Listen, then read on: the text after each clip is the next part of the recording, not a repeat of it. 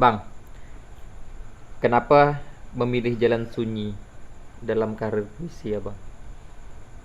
Jalan sunyi. Jalan sunyi ya. Agak ini kan kata-kata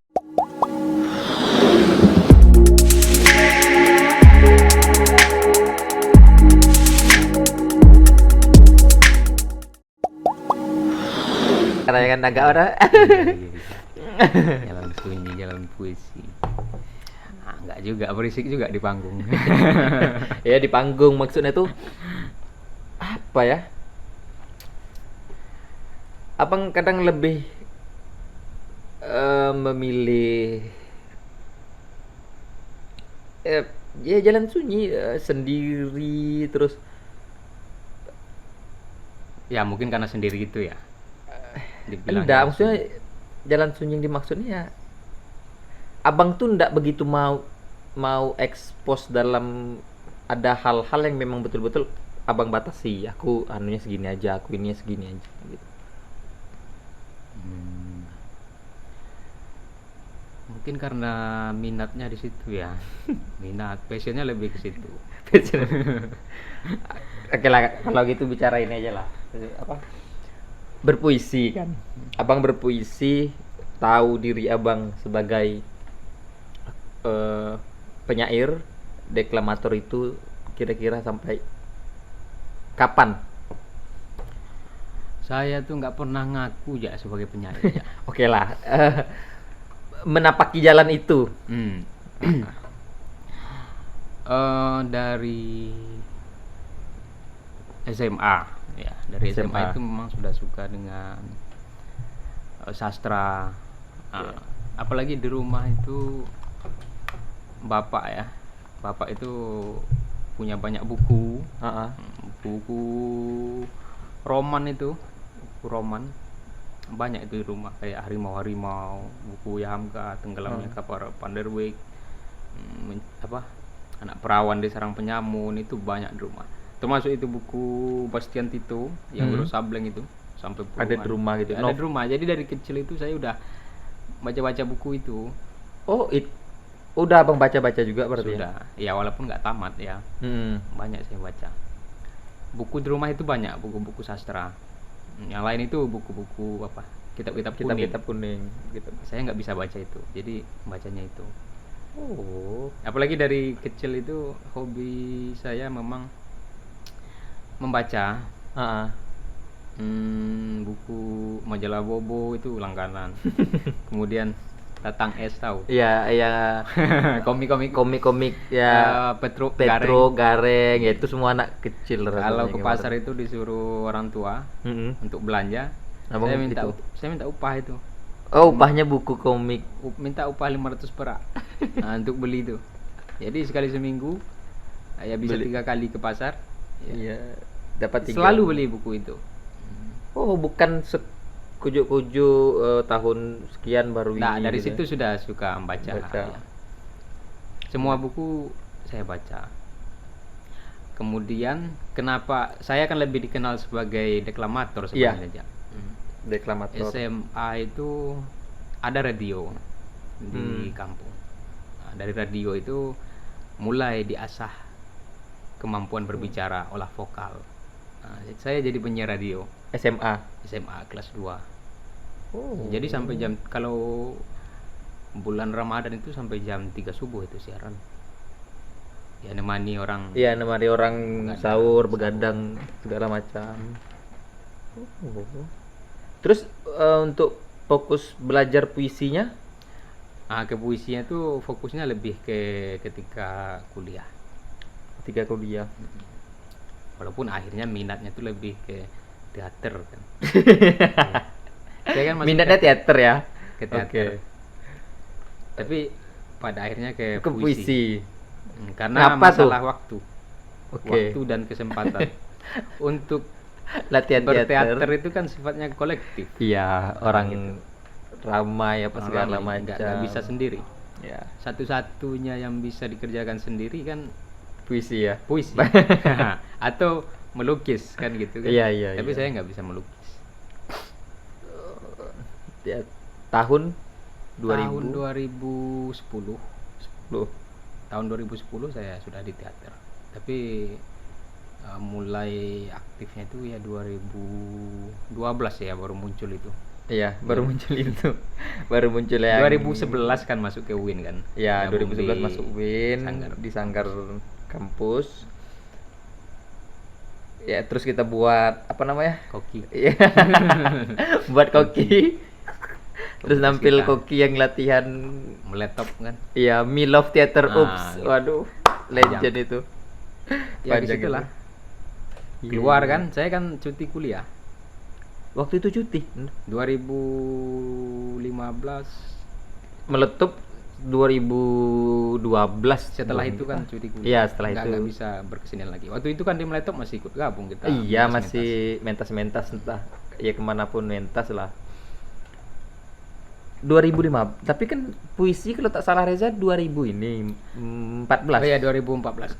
Iya, kita 2014. seleksi itu ya. Ya itu kan saya udah hilang dari kampus itu. Iya, 13. Iya. Saya udah hilang di kampus kan. Hanya sendiri jualan kan.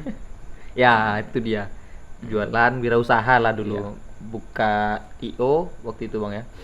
2014 Abang berarti pertama kali terjun lomba juga. Lomba itu 2011 kan udah mulai, tapi masih belajar kan, hanya bisa baca-baca puisi, nggak tahu konvensinya seperti apa. Konvensi lomba baca puisi itu seperti apa, Iya. nggak tahu. Kok lomba selalu kalah kan? Nah, gitu. Udah pernah Bang lomba? Udah kan, dulu di tingkat kampus.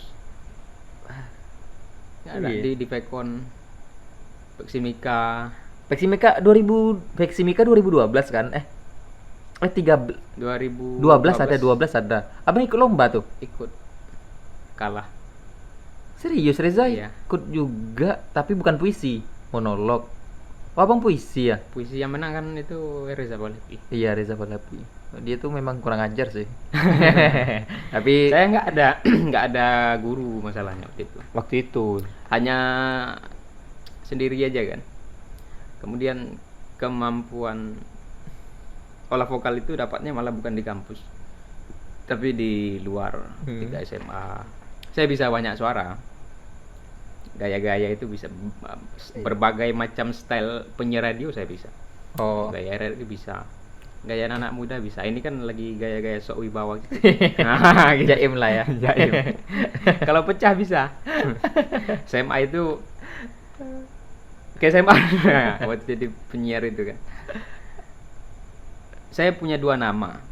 Satu Hans Jibril, yang kedua Bang Hanif. Itu orangnya satu. Ya orang nggak tahu karena Tuh- olah vokal. Nada apa anu suara dirubah juga. Dirubah. Kalau Bang Hanif tuh kayak gini. 102,7 Malioboro FM. Selamat malam saudara pendengar. Nah, kan gitu kan. Itu kayak Iya. RRI. Kesannya tua gitu ya. Kesannya tuh orang nggak tahu itu jam 12 malam tuh. Lagu-lagunya nanti lagu Tommy J Pisang. Siap. Kalau siang itu segmennya anak-anak muda, request lagu. Tuh anak-anak muda Bang bawaannya kayak mana? Masih bisa. Bawaannya ya gitu Malu. lah. Pakaian nggak cocok gitu. Nggak, orang dengar di podcast kan nggak tahu pakaian. Agak pecah lah, Kuat gitu ya. Bersemangat gitu ya. bersemangat. Berarti ikut lomba. Berarti pertama kali menang lomba 2014 itu. 14 yang Peksimika. Iyalah ya. Ya saya nasional, jangan diturunin lah. Tidak, alurnya dulu. Iya, kita nasional ya. Sama-sama nasional. Ya awalnya dari Peksimika dulu kita Peksimika. kan. Kalau Abang kan Semida. jalur lomba, kalau Reza kan jalur khusus masuknya Iya. kan. Tapi kita dilatih sama orang yang sama, Bang. Iya, memang itu. Kalau ya, sebut aja Nambang Bone namanya Bang kan. Bone. Orang aneh sedunia tuh entah apa-apa dia tuh. Latihan saya kan khusus itu ya dengan Bang Bone itu. Intim ya. Intim sekali. Nah, karena di kampus itu sibuk kan. Saya kan jualan itu. Cuman kalau beliau tuh kayak mana bilangnya? Memang Jam-jam seginilah latihan. iya, sampai pagi. Jam 12 malam sampai azan subuh. Sama Bang Bujang juga. Bang Bujang udah tak ada lagi di kampus ya. Saya lebih ke Bang Bone. Belajar apa katanya? intonasi, intonasi, rasa. penghayatan, apa musikalitas. Wah, Itu Bang Bone. ya kalau Bang Bone mah guru. Yang penting dapat teknik, kemudian saya Kembangkan. latih sendiri di rumah. Nah, gini loh Nip katanya kan, dia di rumah diulang-ulang lagi. Ya memang ambisius lah waktu itu. Dan beliau tidak mengekang kalau ngajar tuh, maksudnya tidak mempatokkan baca puisi harus kayak gini kayak gini kayak gini kayak gini. Kalau sama Reza pun juga kayak itu, kok gini gini, makanan dia memberi kebebasan sebetulnya. Iya ada juga sih di Ceruti. Ya, bodoh kau. Itu wajib. Maksudnya itu juga dimotivasi untuk Enggak, kita. dia mencaruti kalau rame-rame kan. Tapi Ya, kalau kalau berdua sendiri enggak. Kok Enggak ada. cuman model carutan dia ada beda lagi. Kadang dipuji nyawa, Bang. Depan umum dipuji, tapi sebetulnya membunuh tuh. Ya mungkin itu juga yang bikin saya lebih suka belajar berdua dengan dia. Awak ini agak anti kritik sebenarnya. Jadi agak ngedon gitu ya. Iya. Dia. Cuman kalau orang-orang yang tak kenal sama beliau, kalau diajar beliau sekali, dimaki di depan umum, itu udah ada tuh. Patah arang orang. Cuman kalau orangnya paham, datu yang lain ngarahkan, bisa ini. Cuman waktu itu kan abang juara 1 di Riau, Peksi Mida, kemudian juara 3 nasional. Nah waktu itu Reza juga tidak tahu seleksi di Riau, seleksi di UIN, Reza tidak ikut. Tiba-tiba telepon Bang Bone, kau harus ikut gini.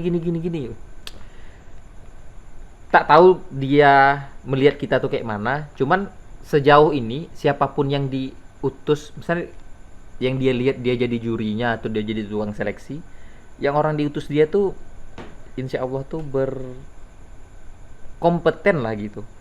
Bang Hanif nasional juara 3 2014, terus 2016 juara 1 nasional.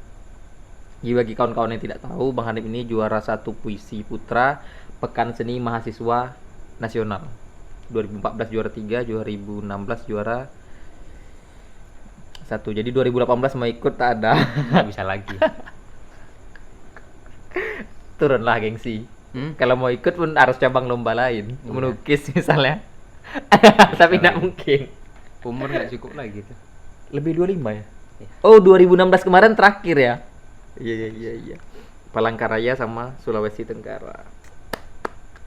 Berarti itu, abang berarti mulai menyukainya kapan, Bang? Maksud memang betul-betul abang menemukan feel abang sebagai seorang. Feel saya tuh berbicara, ngomong-ngomong kayak gitu, membaca puisi. Itulah dari radio itu sebenarnya. Enggak, baca puisi kan tentu berbeda, Bang. Maksudnya baca puisi ini kan bukan ya sembarang kita baca gitu. Enggak kan? Kalau di radio kan enggak kayak gitu. Radio kan lepas bicaranya apa. Kalau baca puisi ini kan kayak mana pesan tuh nyampai. Nah, abang dapat feel-nya, aku seorang pembaca puisi ini. Aku berani terjun di puisi dan aku akan menyelami puisi ini gitu.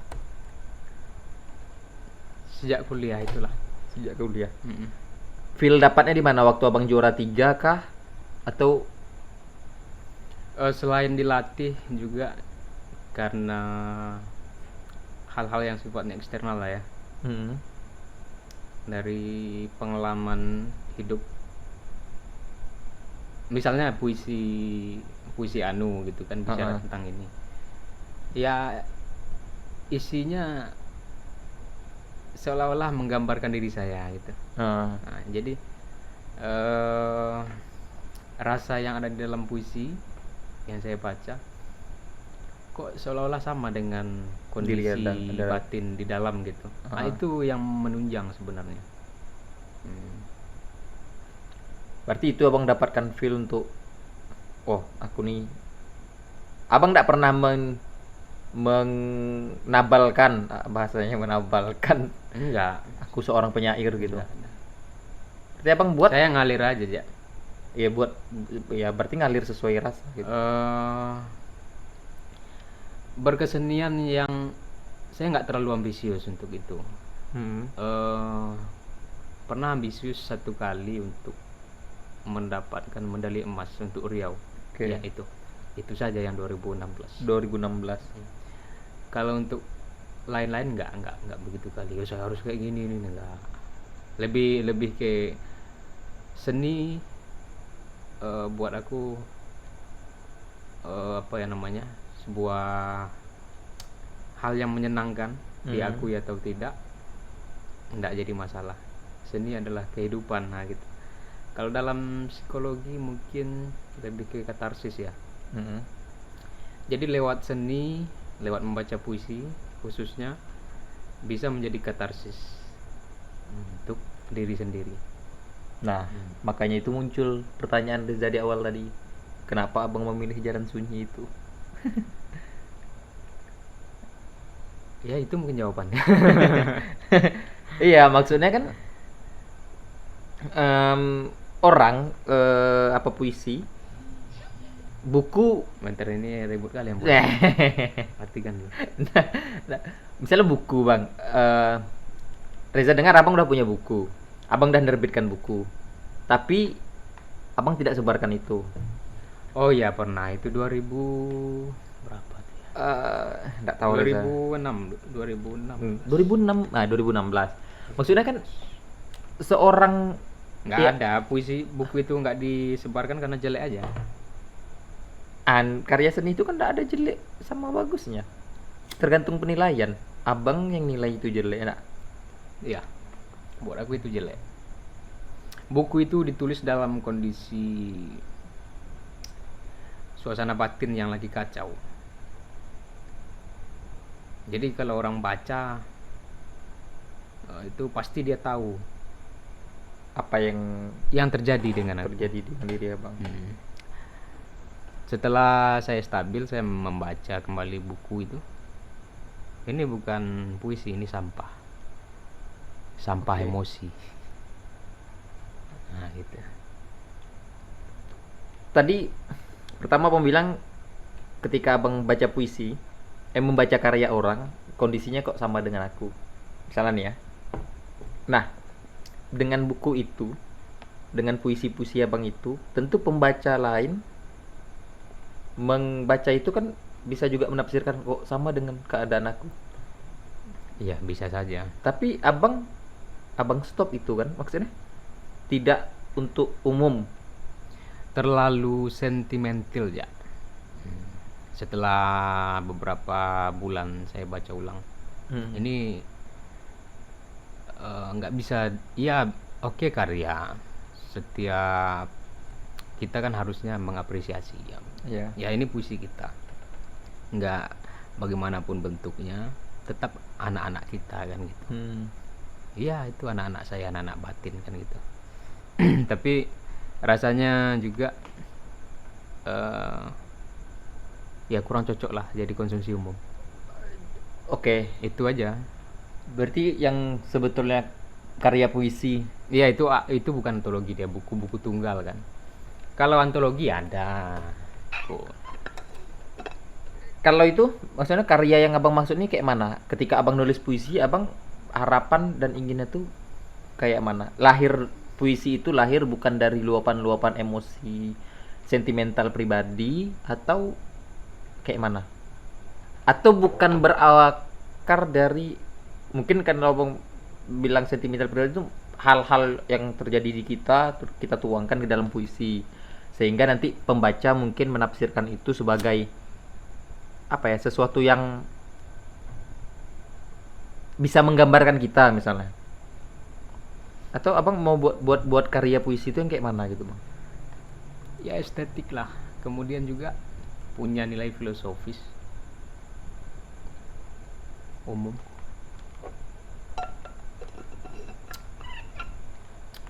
Berarti tak, bukan masalah pribadi, tapi bagaimana abang menyelam, bukan apa ya bahasanya? Ya boleh aja berangkat dari masalah pribadi, tapi harus punya nilai filosofis setidaknya. Yang kemarin cuma luapan emosi Enggak. aja berarti. Ya itu saya anggap buku diari aja. Buku diari.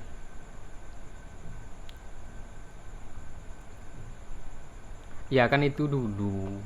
Iya. Artinya ya segitulah isi kepalanya baru kan. Ya belajar lagi. Oh, puisi itu ternyata kayak gini. Iya.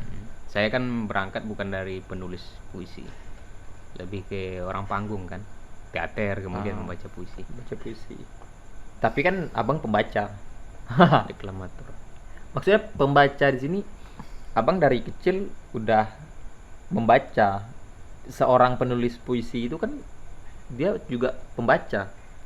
Dan banyak yang Reza baca puisi-puisi abang yang di-share di media sosial itu kan kata-katanya itu bukan cuman kata-kata. Kata-katanya itu.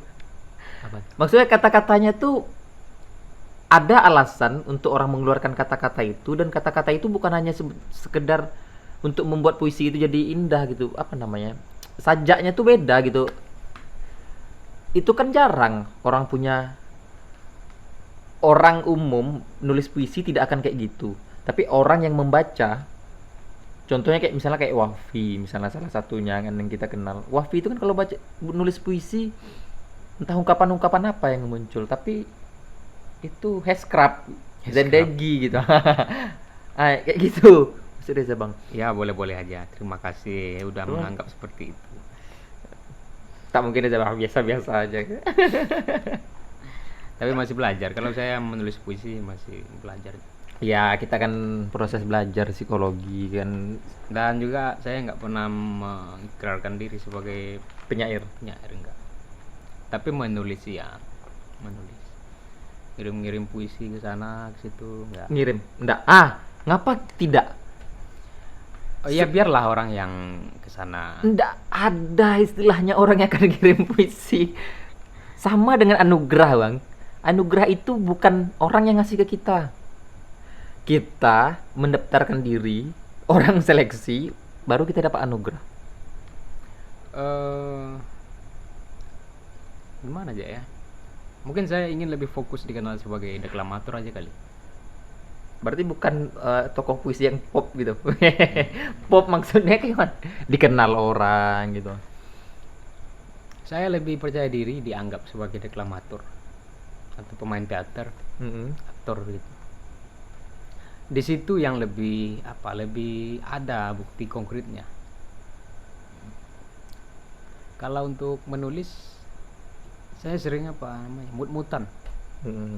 Nggak bisa hanya sekedar bermain imajinasi gitu, nggak bisa.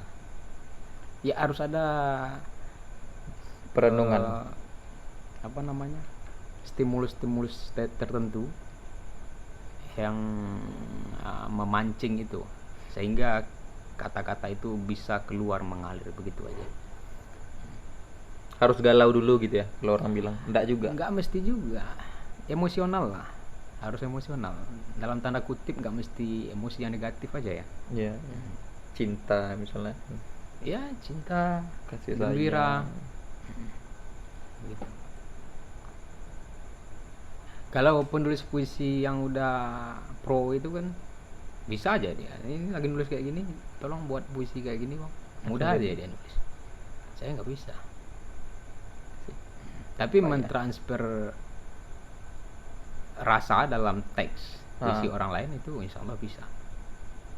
Karena mungkin saya bilang itu kita punya semacam bilik-bilik tertentu, bilik-bilik rasa yang kita simpan di situ, dan bisa kita panggil kapan saja ketika di panggung. Misalnya puisi yang gembira, kita punya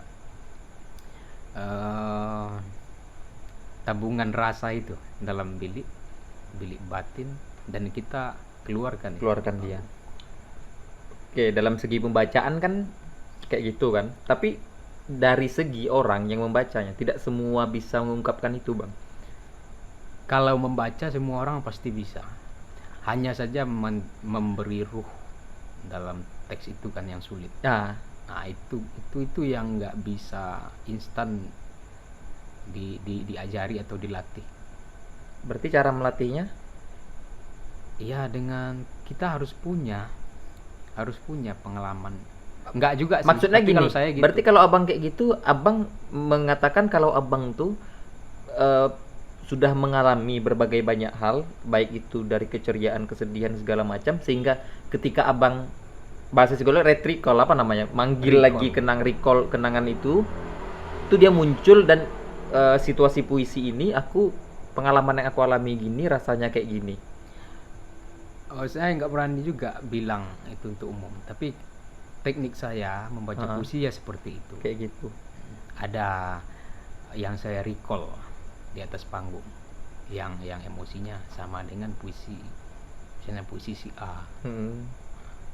Ini suasana hatinya seperti ini, saya recall dengan suasana hati saya yang sudah ada. Iya, yang sudah ada. Itu untuk saya, untuk orang lainnya bisa dengan Iya, karena teknik sebetulnya kayak teater kan seperti itu juga. Misalnya sedih, kalau secara teori sedih itu ada berapa tingkatan mana yang kita pakai. Secara teorinya mungkin itu, secara pribadi kita tergantung kita. Tapi abang melatih itu gini, kadang apa yang kita rasakan kan sulit untuk mengeluarkannya. Mengeluarkan itu bisa jadi dari vokal, bisa jadi dari nafas, bisa jadi dari, nah itu tuh kayak mana? Nah, itu namanya teknik apa namanya? Ada yang bisa dilatih ya, misalnya untuk puisi-puisi yang liris. Ya bisa kita siasati dengan teknik vokal. Nah, misalnya habis kikis segala cintaku hilang. Itu kan dengan teknik vokal. Yeah. Tapi dimensi lain bisa ditambahkan dengan apa namanya, kita recall suasana hati yang kira-kira sesuai dengan puisi itu. Nah, jadi tanpa teknik vokal pun sebenarnya kalau itu terpanggil akan terbawa dia dengan vokal. Vokal. Nah, itu maksud saya. Berarti pertanyaan lebih tepatnya sebetulnya cara membaca puisi yang baik bagi abang sebetulnya gitu ya? Iya, bagi saya. Bagi abang, ya, kayak mana teknik abang itu? Karena ada yang gini bang, baca puisi habis kikis itu dibaca dengan mantra. Ya kan nggak sesuai. Itu kan nggak sesuai konteks ya. Tapi karena di Riau itu mantra, pokoknya kalau udah mantra itu udah mantap tuh. Habis kikis itu dengan lantang, dengan teriak-teriak. Saya bersyukur tidak terpengaruh dengan itu. Ya. Cuman habis kikis, wah itu dengan suara bergetar-getar segala macam. Rupanya kalah. Lomba ya.